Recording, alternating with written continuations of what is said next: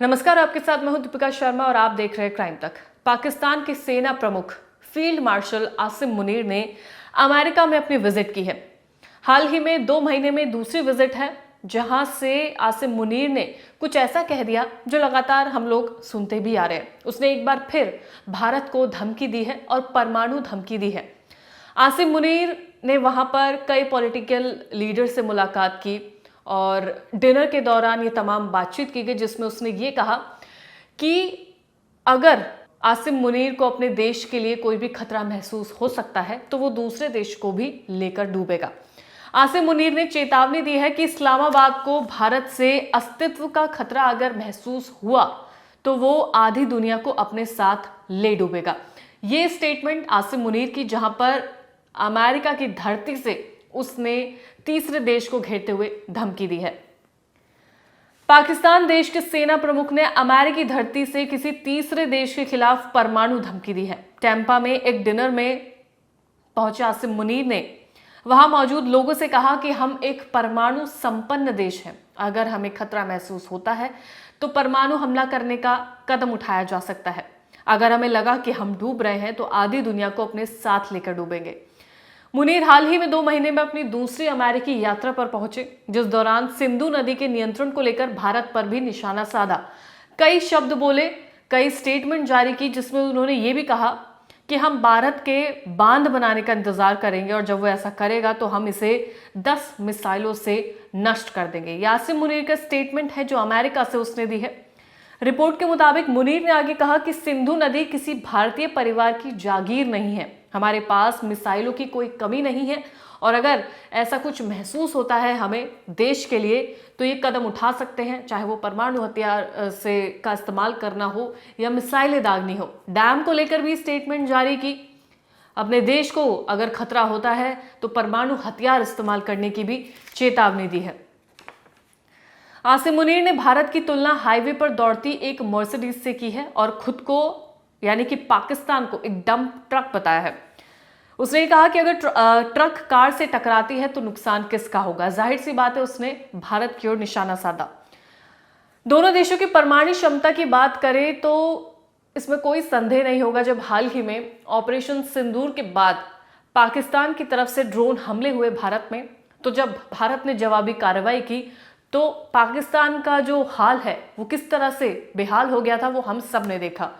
तस्वीरों के माध्यम से सबूत पूरे विश्व में दिखाए गए थे, जहां पर पाकिस्तान के एयरबेसेस को तबाह किया गया क्योंकि पाकिस्तान मान नहीं रहा था उन रिहायशी इलाकों पर ड्रोन से हमला करना जहां हमारे लोग रह रहे थे। ऐसे में भारत की तरफ से जवाब देना निश्चित था, लेकिन बावजूद इसके पाकिस्तान की तरफ से ये बरगलाना खत्म नहीं हो रहा है, ये धमकियां देना खत्म नहीं हो रहा है।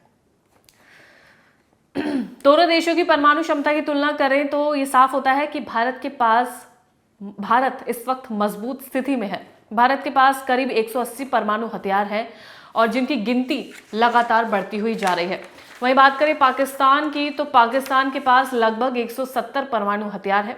भारत के पास लंबी दूरी की मिसाइलें जिसमें अग्नि 5 जो कि 5000 किलोमीटर तक की रेंज रखती है और पनडुब्बी लॉन्च्ड मिसाइल्स हैं। पाकिस्तान की मिसाइलें की बात करें जिसका नाम है शाहीन 3, वो 2750 किलोमीटर की रेंज रखती है। भारत का परमाणु कार्यक्रम आत्मनिर्भर है, जो नो फर्स्ट यूज यानी कि पहले इस्तेमाल ना करने की नीति पर चलता है। यानी वो सिर्फ जवाबी कार्रवाई में जवाब दे सकता है या उस हथियार का तभी इस्तेमाल किया जा सकता है। वहीं पाकिस्तान फर्स्ट यूज पर यानी कि वो पहला हमला करने की धमकी देता है, लेकिन इसके लिए जरूरी बुनियादी ढांचा और नियंत्रण भारत जितना मजबूत नहीं है पाकिस्तान के पास। अभी जो पाकिस्तान की धमकी है ये हम लोग हमेशा से सुनते आए हैं, लेकिन इसमें इतना दम क्यों नहीं है? उसकी वजह है कुछ ये है, अंतर्राष्ट्रीय दबाव। अगर पाकिस्तान परमाणु हथियार का इस्तेमाल करेगा तो रशिया, चाइना, अमेरिका, इन तमाम देशों का इंटरफेयर होगा, जो पाकिस्तान के लिए एक मुश्किल वक्त खड़ा कर सकता है। दूसरी चीज है रणनीतिक कमजोरी। ऑपरेशन सिंदूर में भारत ने अपनी सैन्य ताकत दिखाई, पाकिस्तान की हवाई और जमीनी ताकत को कमजोर कर दिया गया, जिससे परमाणु धमकी जैसे जो धमकियां हैं वो बेअसर दिखती हुई नजर आ रही है। जिस तरीके से पाकिस्तान का हाल इस वक्त हुआ था, ऐसे में जब वो उस वक्त कुछ नहीं कर पाया तो अब वो क्या करेगा। हालांकि मुनीर ने वहां पर कई लोगों से मुलाकात की। उसने chairman joint chief of staff general Dan से मुलाकात की, चीफ ऑफ डिफेंस से मुलाकात की, टॉप यूएस पॉलिटिकल लीडर से मुलाकात की और मिलिट्री लीडर से उसने वहां पर मुलाकातें की है। हालांकि जो आसिम मुनीर का स्टेटमेंट लगातार ट्रेंड कर रहा है, वायरल कर रहा है, ऐसे में भारतीय थल सेना के प्रमुख जनरल उपेंद्र द्विवेदी की चेतावनी भी वायरल हो रही है। उन्होंने ये कहा कि अगला युद्ध जिसकी हम कल्पना कर रहे हैं वो जल्द ही हो सकता है। अब इसे सुनकर क्या लगेगा? इसे सुनकर यही लगेगा कि जिस तरीके से पाकिस्तान चेतावनी दे रहा है, जिस तरीके से अभी भी कुछ आतंकवादी संगठन बाकी है उन्हें ध्वस्त करना, नष्ट करना, ऐसे में युद्ध के जो हालात हैं वो बनते हुए नजर आ सकते हैं, ऐसा कहा गया है। इसके साथ ही जनरल उपेंद्र द्विवेदी ने कहा कि हमें उसके अनुसार तैयारी करनी होगी और इस बार हमें मिलकर ये लड़ाई लड़नी होगी। जनरल उपेंद्र द्विवेदी ने आईआईटी मद्रास में आयोजित एक विशेष कार्यक्रम को संबोधित करते हुए ये सब कहा है। उन्होंने कहा कि ऑपरेशन सिंदूर पर 22 अप्रैल को पहलगाम में जो हुआ उसने पूरे देश को परेशान किया, विचलित किया, क्योंकि जिस तरीके से वहां पर जो कुछ भी हुआ हम कोई उस चीज से अनजान नहीं है। निर्दोषों को निशाना बनाया गया, आतंकवादी घटनाएं हुई। जम्मू कश्मीर के पहलगाम में आतंकवादियों ने 26 निर्दोष पर्यटकों को निशाना बनाया। सेना अध्यक्ष जनरल उपेंद्र द्विवेदी ने बताया कि ऑपरेशन सिंदूर के दौरान सशस्त्र बलों को खुली छूट दी गई थी, सेना को फ्री हैंड दिया गया था। आपको याद होगा जब कहा गया था कि सेना को फ्री हैंड है, चाहे जैसे भी किया जाए, आतंकवादियों को चाहे जिंदा या मुर्दा पकड़ा जाए, उनके ठिकानों को ध्वस्त किया जाए। उन्होंने कहा कि ये राजनीतिक दिशा और स्पष्टता का एक ऐसा उदाहरण था जो हमने पहली बार देखा था, यानी कि सेना को फ्री हैंड देना, बदले में उन आतंकवादियों को जिंदा या मुर्दा पकड़ना, ये जो पूरी सिचुएशन थी वो पहली बार देखी गई थी।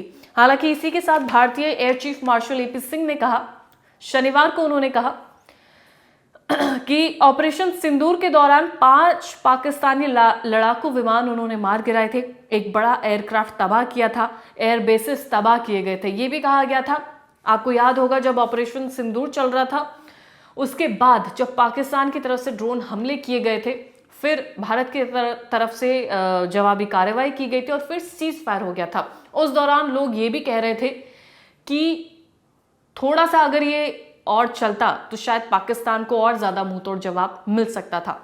ऐसे में ये सिचुएशन सामने आना कि अगला युद्ध जल्द ही हो सकता है, तो कहीं ना कहीं ये स्टेटमेंट एक दूसरे से करीब नजर आ रही है। हालांकि जो आसिम मुनीर है उसका ये स्टेटमेंट लगातार वायरल हो रहा है, जिसमें वो फिर से परमाणु धमकी देते हुआ नजर आ रहा है।